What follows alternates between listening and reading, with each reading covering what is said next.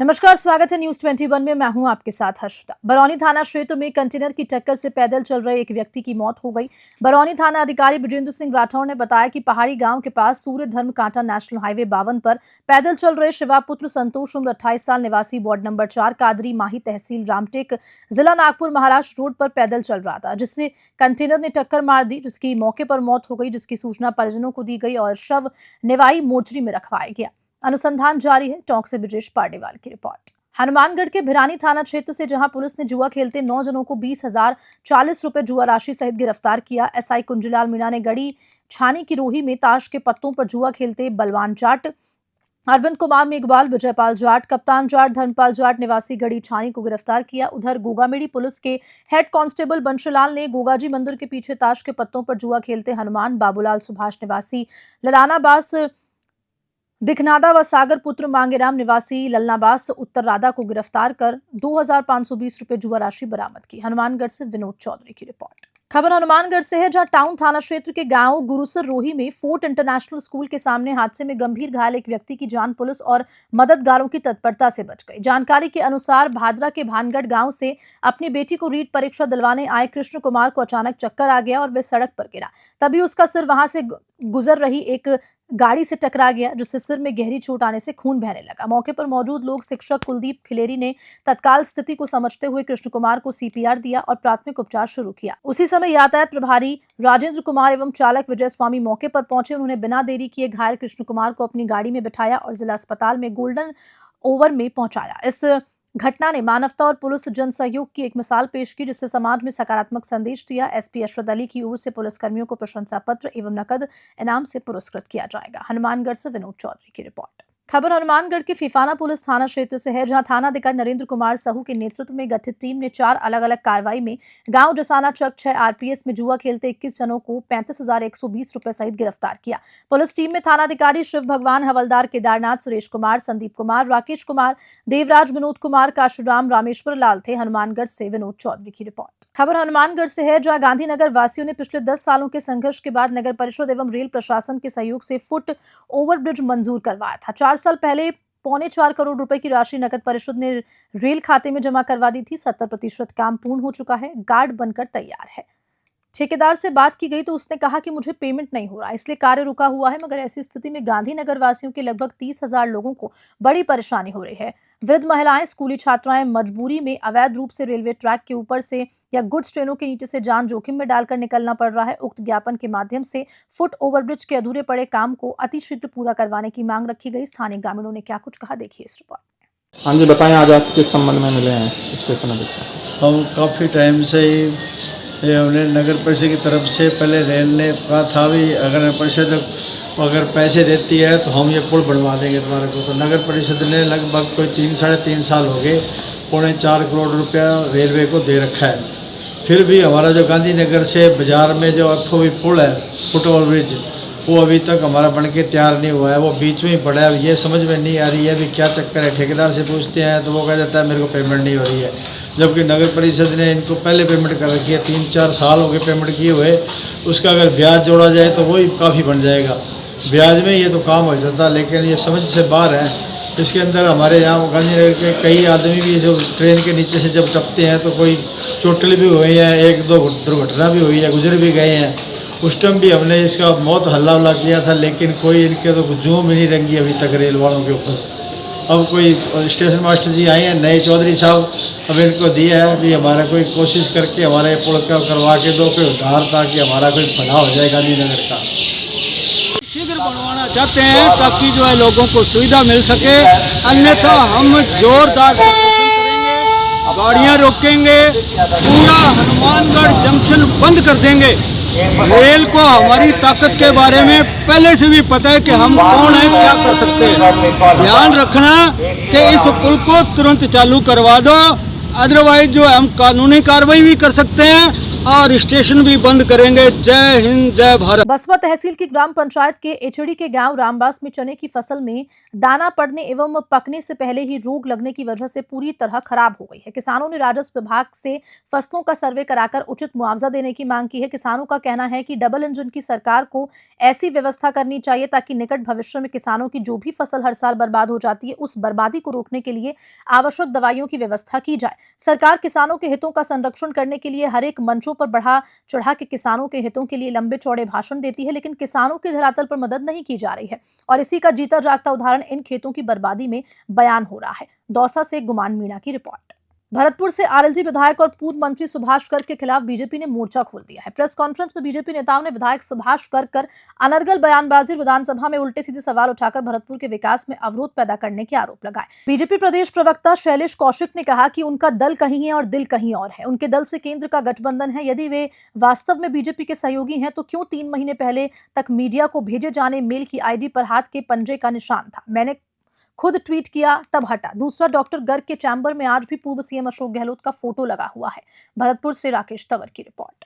भरतपुर में जयपुर डिपो की roadways bus से ड्राइवर ने शराब के नशे में एक गाय और 3 बाइक सवार लोगों को टक्कर मार दी। ड्राइवर नशे में बस को लहराते हुए बस स्टैंड पर पहुंचा। कुछ लोग बाइक से बस का पीछा कर रहे थे और वो बस का पीछा करते हुए बस स्टैंड पर पहुंचे, जहां रीट परीक्षा को लेकर तैनात पुलिसकर्मियों को घटना के बारे में बताया गया। पुलिस ने तुरंत ड्राइवर को हिरासत में ले लिया है।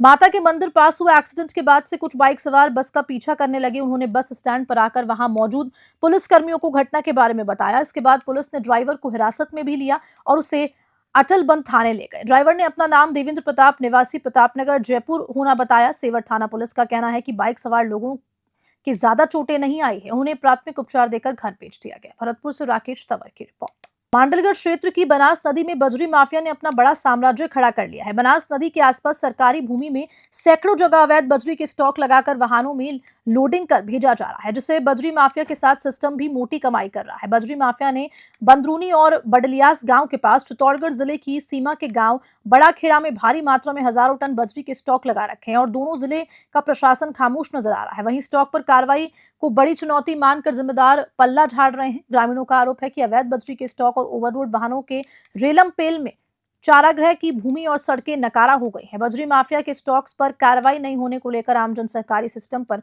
कई सवाल खड़े कर रहे हैं। आखिर बजरी माफिया पर कार्रवाई करने से क्यों कतरा रहे हैं अफसर, जबकि अवैध बजरी खनन के स्टॉक से तस्करी कर बाहर में बेची जा रही महंगी बजरी से सरकार को लाखों के राजस्व की चपत लग रही है।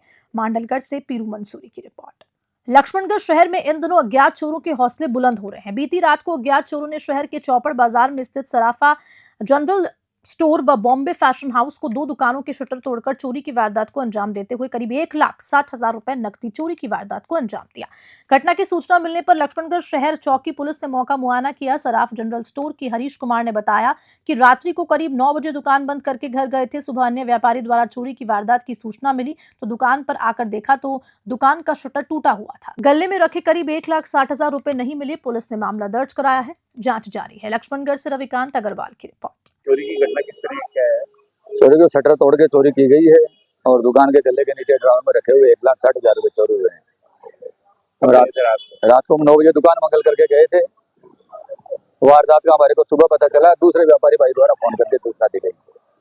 मामला दर्ज करवाए? मामला पुलिस को बुला के मौका मुआयना दिखा दिया है। मामला आप दर्ज करवाएंगे।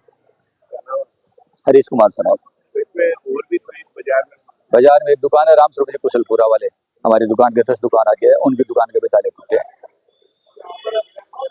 बनेठा उप तहसील मुख्यालय पर मीणों की झोपड़ियों मार्ग पर आम रास्ते में हो रही कीचड़ की समस्या का समाधान करवाने के लिए जिला प्रमुख सरोज बंसल को शिकायत की गई थी, जिसके बाद जिला पुलिस प्रमुख सरोज बंसल ने उक्त सड़क मार्ग का गत 27 जनवरी को निरीक्षण कर सार्वजनिक निर्माण विभाग के अधिकारियों को आम रास्ता दुरुस्त करवाने के निर्देश दिए, मगर उसके 1 महीने बाद भी हालात जस के तस बने हुए हैं, जिसके कारण ग्रामीणों को आवागमन में परेशानियों का सामना करना पड़ रहा है। जानकारी के अनुसार बनेठा से मीणों की झोपड़ियों मार्ग सार्वजनिक निर्माण विभाग के अधीन सड़क स्थित है, जिस पर पिछले 4-5 महीने में भीषण कीचड़ होकर सड़क मार्ग पर जगह जगह गड्ढे हो गए हैं, जिसके कारण आवागमन में ग्रामीणों को भीषण परेशानियों का सामना करना पड़ रहा है। उनियारा से राजेश सैन की रिपोर्ट। नाम बताओ अपना। नमस्कार जी, मेरा नाम सत्यनारायण सैनी है। मैं ग्राम बनेठा का रहने वाला हूँ और ये हमारा मोहल्ला है शंकरपुरा कॉलोनी ढाणी है। और यहाँ पर जो अब ये रोड है इसका बहुत ही ख़राब हालात चल रहे हैं और करीबन 1 महीने पहले जिला प्रमुख को इसको अवगत कराया गया था और उन्होंने मौके पर मुआयना इसका करके जा चुके हैं और उसके बाद उन्होंने आश्वासन दिया था कि इसका काम जल्दी जल्दी हो जाएगा, लेकिन उसके बावजूद भी अभी तक इसका कोई रिजल्ट नहीं हुआ। ऐसा का ऐसा ये इससे बदतर हालात बढ़ते जा रहे हैं।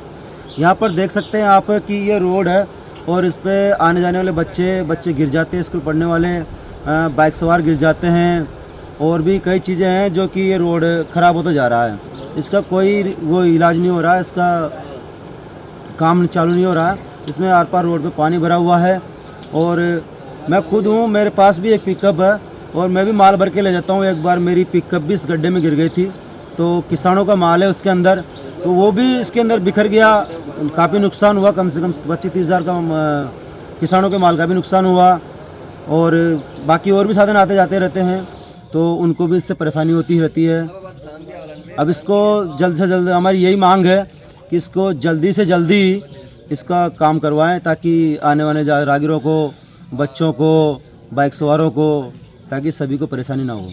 आगामी दिनों में गर्मी के मौसम में इंदिरा गांधी नहर परियोजना में नहरबंदी को देखते हुए जलदाय विभाग ने नागौर में पेयजल संकट से निपटने के लिए अधीक्षण अभियंता कार्यालय में हाई लेवल बैठक आयोजित की गई। बैठक में अतिरिक्त मुख्य अभियंता एवं नागौर प्रभारी अभियंता रामचंद्र राड ने लेकर आगामी दिनों से होने वाली नहरबंदी और गर्मियों में पानी की किल्लत को लेकर नागौर, खीवसर, मुंडवा, मेड़ता, डिगाना, जायल तहसील में वर्तमान में नौखा दैया से नहरी पानी MLD पानी की सप्लाई वितरण पर चर्चा की। साथ ही बैठक में गर्मियों के लिए कंटेन जैसी प्लान तैयार की गई और निर्देश अधिशासी अभियंता सहायक अभियंताओं को निर्देश जारी किए। विभिन्न पेयजल परियोजनाओं की मॉनिटरिंग के साथ नागौर वृत्त के हैंडपंप और ट्यूबवेल की स्थिति पर चर्चा हुई। नागौर से मोहित रांकावत की रिपोर्ट। अमृतसर से बड़ी खबर है, जहां 2 GB ग्राम सेवा सहकारी समिति के 3 GB मिनी बैंक गबन मामले में नया अपडेट सामने आया है। अनुपातिक रूप से खाता धारकों को राशि देने के लिए टीम मशावरा करेगी। राशि बांटने के लिए 5 सदस्यीय खाताधारक कमेटी टीम से बातचीत के लिए तैयार है। खाताधारकों ने धरना JKSB जैतसर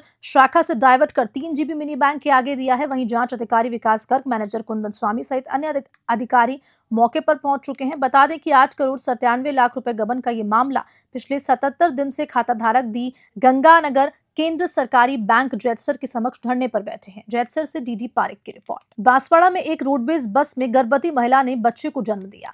कमला गरासिया अपने पति के साथ सागवाड़ा से रोडवेज बस में सफर कर रही थी। शहर के कस्टम चौराहे पर बस में मौजूद महिलाओं ने सफल व सुरक्षित डिलीवरी करवाई। बाद में रोडवेज बस को हॉस्पिटल लाया गया और महिला को महात्मा गांधी चिकित्सालय में भर्ती कराया। पुत्र रत्न की प्राप्ति कर सभी यात्रियों ने उन्हें बधाई दी। जच्चा और बच्चा दोनों स्वस्थ हैं। बांसवाड़ा से प्रमोद कलाल की रिपोर्ट। प्रतापपुर से मैं निकला था स्कूल के लिए, तो लेडीज़ पीछे बैठी हुई थी बस में, तो इनको क्या अचानक से पेन हुआ, तो फिर इनको आगे सीट पे शिफ्ट किया। फिर जैसे ही आगे शिफ्ट किया तो बस थोड़ी कूद रही थी, तो इनको पेन हुआ बस में पेन होने के कारण इनको बस में ही डिलीवरी करवा दी गई और बच्चा लड़का हुआ है इनके और सेफ हुआ है, दोनों ही स्वस्थ हैं और बढ़िया हैं। कहाँ पे हुई थी डिलीवरी? बस में हम लोगों ने, एक लेडीज़ थी, उन्होंने शॉल वगैरह दी और सब ने मिलकर थोड़ा हेल्प किया और बच्चा स्वस्थ और बढ़िया है। और ये हैं प्रॉपर सज्जनगढ़ के हैं। अच्छा। हाँ, सागवाड़ा से आ रहे थे। रोडवेज में कौन सी जगह पे हो गए थे डिलीवरी? रोडवेज में कस्टम चौराहे पे हो गया था। फिर हम फटाफट सीधा बस यहीं लेके आ गए हॉस्पिटल में। आपका क्या नाम? आपका? मेरा मनीष वसीठा, शारीरिक शिक्षक।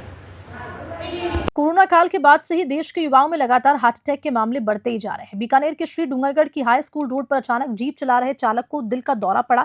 चालक निढाल हो गया और पैर जीप की रेस पर गिरा, जिसपे जीप अनियंत्रित होकर आगे एक खड़ी टैक्सी से टकरा गई। टैक्सी आगे खड़ी कार से जा भिड़ी। मौके से जीप चालक कालू गुसाई निवासी कालूबास को उपजिला अस्पताल रेफर किया गया, जहां चिकित्सकों द्वारा उसे CPR दी गई, परंतु युवक की जान बचाई नहीं जा सकी। कुछ ही पलों में चिकित्सकों ने उसे मृत घोषित कर दिया। वहीं मौके पर हार्ट अटैक की बढ़ती घटनाओं पर सभी राहगीरों ने आसपास के दुकानदारों में गहरी चिंता जताई। बीकानेर से लोकेश भौरा की रिपोर्ट।